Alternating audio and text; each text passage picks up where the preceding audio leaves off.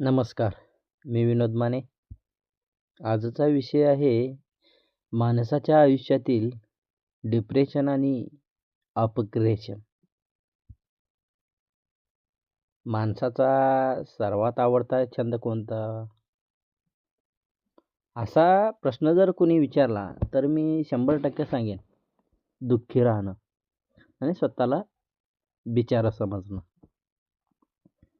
आपण सगळेच जण जर आयुष्यातल्या एका नाटकाचे हिरो असतो. पण गंमत म्हणजे आपल्याला ॲक्शन हिरो होण्यापेक्षा ट्रॅजेडी किंग व्हायला जास्त आवडतं. चहाचा कप हातात घ्यायचा, खिडकीबाहेर शून्यात नजर लावायची आणि माझ्याच वाट्याला हे दुःख का आलं? यावर पी-एच-डी करत बसायचं. यात आपल्याला जो वेगळाच फील मिळतो ना, तो जगातल्या कुठल्याच गोष्टीत मिळत नाही. आयुष्य अगदी सरळ रस्त्यावरून चाललेलं असतं. नोकरी टिकून असते. महिन्याला पगार होत असतो. प्रेमाच्या गाडीत पेट्रोल फुल्ल असतं आणि अचानक एके दिवशी आयुष्याच्या गाडीचा टायर फुटतो. गाडी थेट खड्ड्यात. कुणाचं भयानक ब्रेकअप होतं, कुणाची नोकरी जाते, तर कुणाचा चालता बोलता धंदा रातोरात मातीत मिळतो. आपण याला संकट म्हणतो आणि सायकोलॉजीच्या भाषेत म्हणाल तर याला ट्रामा असं म्हणतो आपण. असा ट्रामा आला की आपण काय करतो?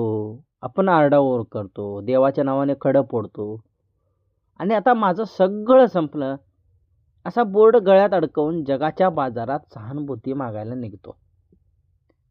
पण याच सायकॉलॉजीच्या पुस्तकात एका कोपऱ्यात एक अत्यंत भारी आणि डार्क कन्सेप्ट लपलेला आहे. पॉझिटिव्ह सायकॉलॉजीमध्ये लोक त्याला पोस्ट ट्रॉमॅटिक ग्रोथ असं ही देखील म्हणतात. ही पोस्ट ट्रॉमॅटिक ग्रोथ म्हणजे काय भानगड आहे? आपल्याला आत्तापर्यंत बाउन्स बॅक किंवा रिलेजियम शिकवला जातो. म्हणजे काय? तर रबर बँड ताणला आणि सोडून दिला की तो पुन्हा आपल्या मूळ आकारात येतो. माणूस संकटातून सावरतो आणि पुन्हा पहिल्यासारखा होतो. पण पोस्ट ट्रॉमॅटिक ग्रोथ हा नियम सांगतोय की अरे वेड्या, रबर बँड का बनवतोस? हा तो नियम सांगतो. संकट आले की पहिल्यासारखं नाही व्हायचं. पहिल्यापेक्षा कैक पटीने अपग्रेड किंवा खतरनाक व्हायचं आहे.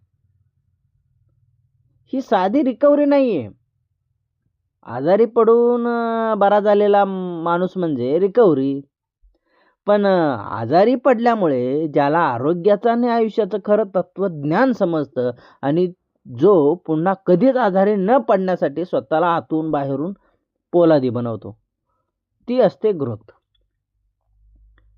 बी जेव्हा जमिनीत काढलं जातं, तेव्हा त्याच्यावर मातीचं भयंकर ओझं असतं. अंधार देखील असतो. कोंडी होते त्यात त्या बीची. त्या बीसाठी तो ट्रॉमाच असतो. पण त्या दाबातून ते बी सावरत नाही. ते फुटतं आणि त्यातून एक महाकाय वृक्ष उभा राहतो. आणि हा नियम माणसालाही लागू पडतो. पण आपण मातीत गाडले गेल्यावर तिथेच सडणं पसंत करतो. वृक्ष होणं नाही. आता ब्रेकअपचं दुनिया चालू आहे. हृदयाचे तुकडे ही की चारित्र्याची उभारणी. सगळ्यात आधी आपण ब्रेकअप नावाच्या जागतिक समस्येकडे येऊया. प्रेमात पडणं आणि पडल्यावर आपटणं हा मानवी जीवनातला अत्यंत कॉमन असा माणसाला पार वेड करून सोडणारा प्रकार आहे. आता काय होतं, एखादं नातं तुटलं की आपला माणूस थेट देवदास मोडमध्ये जातो. अरिजित सिंगची गाणी लूपवर ऐकली जातात. रात्री 2:30 वाजेपर्यंत ऑनलाईन राहून लास्ट सीन चेक केले जातात आणि WhatsAppवर असे काही रडके स्टेटस ठेवले जातात की वाचणाऱ्यांच्या डोळ्यातूनही पाणी यावं. आपल्याला वाटतं की आपलं जग संपलं. पण पोस्ट ट्रॉमॅटिक ग्रोथ इथं एक प्रॅक्टिकल चपराक मारते. ती म्हणते, ब्रेकअप म्हणजे आयुष्याचा शेवट नाही. तो तुमच्यातल्या मूर्खपणाचा शेवट आहे. जेव्हा एखादा माणूस तुम्हाला सोडून जातो, तेव्हा तो तुमच्या आयुष्यातून फक्त स्वतःला घेऊन जात नाही, तर तो तुमचे जुने भ्रम, तुमची भावनिकता आणि लाचारीही सोबत घेऊन जातो. ज्या माणसाला ब्रेकअपमधून ग्रोथ मिळवायची आहे, तो रडत बसत नाही. तो त्या आघाताचा वापर स्वतःला घडवण्यासाठी करतो. कालपर्यंत जो वेळ तुम्ही समोरच्याची मनभरणी करण्यात घालवत होता, तोच वेळ आता स्वतःच्या फिटनेसवर, स्वतःच्या करिअरवर आणि स्वतःच्या बँक बॅलन्सवर वाढवण्यात खर्च होतो. हृदयाला पडलेली भेग ही आत प्रकाश जाण्यासाठी असते. हे ज्याला समजतं, तो माणूस ब्रेकअप नंतर इतका प्रगल्भ आणि प्रॅक्टिकल होतो, की पुढच्या वेळी तो कुणाच्याही पायावर लोळवून घेत नाही. तो स्वतःचे नियम स्वतः ठरवतो. ब्रेकअप हे तुम्हाला की मी प्रेमाच्या लायकीचा नाही, हे सांगण्यासाठी येत नसतं. ते तुम्हाला तुझी लायकी ह्यापेक्षा मोठी आहे, हे दाखवून देण्यासाठी आलेलं असतं. आता अगदी मुख्य उद्देश नोकरी जाणे आणि आर्थिक नुकसान. हे प्रत्येकाच्या बाबतीत आता होत आहे. इगोचा फुगा फुटण्याची ही एक प्रक्रिया आहे. दुसरा सर्वात मोठा ट्रामा म्हणजे आपली नोकरी जाणे किंवा धंद्यात लाखो रुपये बुडणे. साहेब, आपल्या समाजात माणसांची इज्जत त्याच्या खिशातल्या पैशावर आणि गळ्यातल्या आयडी कार्डवर मोजली जाते. एखादा शुक्रवार असा येतो जेव्हा HR केबिनमध्ये बोलावतो आणि गुलाबी स्लिप हातात टेकवतो, किंवा एखादी डील अशी फसते की बँक अकाउंटचा बॅलन्स थेट शून्यावर येतो. अशा वेळी माणसाचा जो युगो असतो ना, तो एखाद्या सुई लागलेल्या फुग्यासारखा फुटतो. त्याला वाटतं, आता सोसायटीत तोंड कसं दाखवू, बायकोला काय सांगू, मित्रासमोर इज्जत गेली. पण हा तोच क्षण असतो जिथं निसर्ग तुम्हाला पोस्ट ट्रॉमॅटिक ग्रोथची ऑफर देत असतो. तुम्हाला काय वाटतं, ज्याची नोकरी गेली ते सगळे रस्त्यावर आले? अजिबात नाही. जगातले सर्वात मोठे आणि यशस्वी बिझनेसमॅन तेच आहेत, ज्यांना कधीतरी नोकरीवरून लाथ मारून हाकलून दिलं होतं, किंवा ज्यांनी आयुष्यात एकदा तरी भयंकर बँक करप्ट झालेले अशा सुद्धा अनुभव घेतलेले आहेत.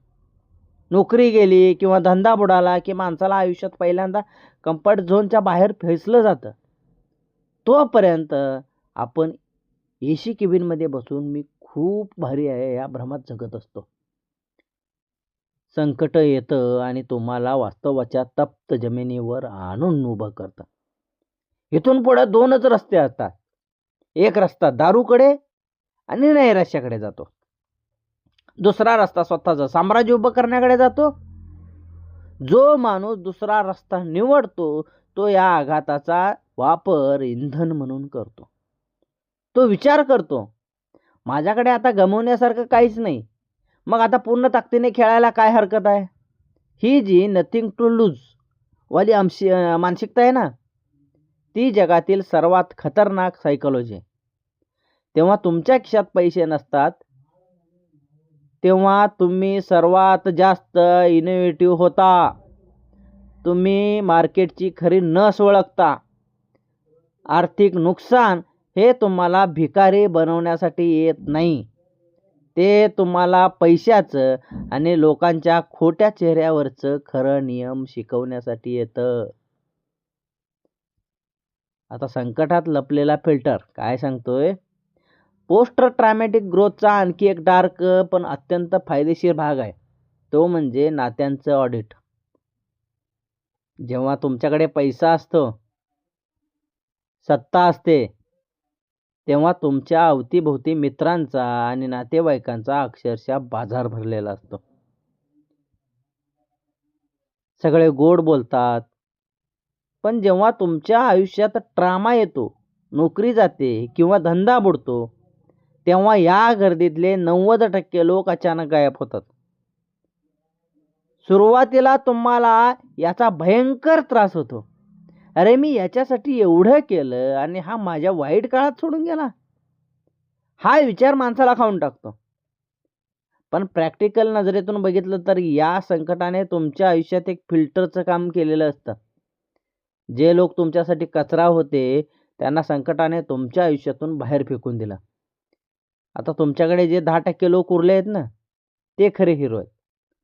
तुम्ही या आघातातून एवढे प्रगल्भ होता, की इथून पुढे तुम्ही कोणावरही आंधळेपणाने विश्वास ठेवत नाही. तुमचं नेटवर्क छोटं असतं, पण ते सॉलिड होतं. आता जपानमध्ये एक कला आहे, त्याला किन्सुंगी म्हणतात. एखादं मातीचं भांडं फुटलं तर ते फेकून न देता ते तुटलेलं तुकडे सोन्याच्या पाण्याने पुन्हा जोडले जातात. जपानी लोकांचं म्हणणं आहे, की तुटल्यामुळे त्या भांड्याचं सौंदर्य आणि त्याची किंमत कमी होत नाही. उलट ते सोन्याने जोडल्यामुळे त्याची किंमत आणि त्याचा इतिहास अधिकच श्रीमंत होतो. माणसाच्या व्यक्तिमत्त्वाचे असंच असतं. जेव्हा आयुष्य तुम्हाला आपटून फोडतं, तेव्हा स्वतःचे तुकडे गोळा करा आणि ते अनुभवाच्या सोन्याने पुन्हा जोडा. जो माणूस संकटातून तावून सुलाखून निघतो, त्याच्या डोळ्यात एक वेगळी शांतता आणि धार असते. तो छोट्या छोट्या गोष्टीवरून पॅनिक होत नाही. कुणी सोडून गेलं तर तो रडत बसत नाही. त्याला माहीत असतं, की मी यापेक्षा भयंकर वादळ पचवली आहेत. ही किरकोळ हवा माझं काहीही वाकडं करू शकत नाही. शेवटी एकच लक्षात ठेवा, आयुष्य हा एक अत्यंत क्रूर पण हुशार शिल्पकार आहे. तो जेव्हा तुमच्या आयुष्यात संकट, अपयश किंवा ब्रेकअपची छिन्नी मारतो, तेव्हा ती छिन्नी खूप लांब लागते. रक्त बंबाळ होतं. पण ती छिन्नी तुम्हाला संपवण्यासाठी मारलेली नसते. ती तुमच्या आत लपलेलं शिल्प घडवण्यासाठी आणि नको असलेला भाग तासून काढण्यासाठी मारलेली असते. त्यामुळे यापुढे आयुष्यात जेव्हा कधी भयंकर मोठी लाथ बसेल, सगळं संपल्यासारखं वाटेल, तेव्हा एक दीर्घ श्वास घ्या. स्वतःच्या पाठीवर हात ठेवा आणि स्वतःला सांगा, हा शेवट नाही. हे माझं नेक्स्ट लेवलचं अपग्रेशन चालू आहे. आणि मग बघा, तो ड्रामा तुम्हाला कसा तुमचाच एक नवा अभेद्य आणि खतरनाक अवतार बनून जगासमोर उभा करतो. धन्यवाद.